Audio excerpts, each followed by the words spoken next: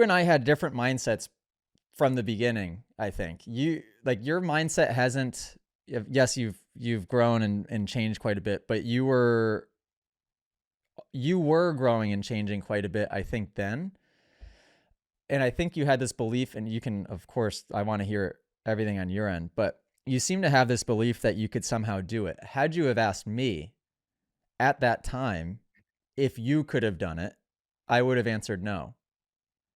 Right? Because I was one that, like, I thought talent was a thing, and I really, like, I kind of just put all my eggs in the talent basket, and I just didn't understand other ways of thinking. And so for me I wouldn't have been able to process the fact that it'd be possible for somebody to get where they were. Well, it's almost 10 years now, where they were in 2014, crashing every 2 seconds on a supercross track. You wouldn't have made, did you make any mains that year? One? I made one. It's funny that I can remember that. I would have not guessed that you would have got to the point where you were like a solid 450 guy 7, 8, 9, 10 years later. Would you agree with that? Like, did you feel like you had that belief back then? Walk me through a little bit of like the mindset and how that's transcended a bit or grown throughout.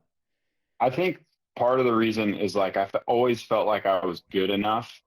I just crashed a lot, right? And I was like, oh man, if I could just stop crashing, like I would be fine. So it was like there was like a glimmer of hope. You know what I mean?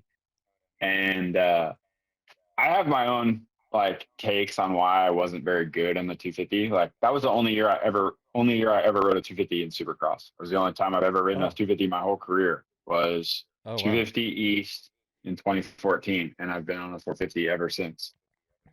Just like the way I ride is super like laid back and almost lazy like. Mm-hmm. It's just like I don't rev the bike. It's not how I like to ride. So I just fit a 450 way better. Um, so like at the end of that Supercross season, I got on a 450 and rode outdoors, and it was like I was doing something, right? I scored a bunch of points. I got a number. Uh, and then once I got on a 450 on Supercross, it made more sense for me because I rode it so much better. I could do the jumps without having to be lightning fast in the corners. It was easy to ride through the whoops because I wasn't stressing everything out. And it gave me like this big boost of confidence. And it sucks because like I oftentimes don't look at myself like a guy, and I should. You know, I like to think that I'm as good as Vince, or guys like that, you know, the solid like 12 to 18 guy. And you can tell on the days that I don't have the confidence because I don't ride with it. And when I ride with confidence and I just know who I am, it's easy to see that I can be as good as any of those guys.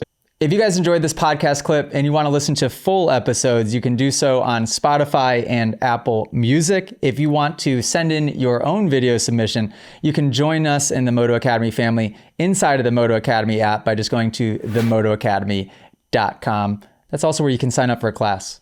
Okay, guys, see you next episode.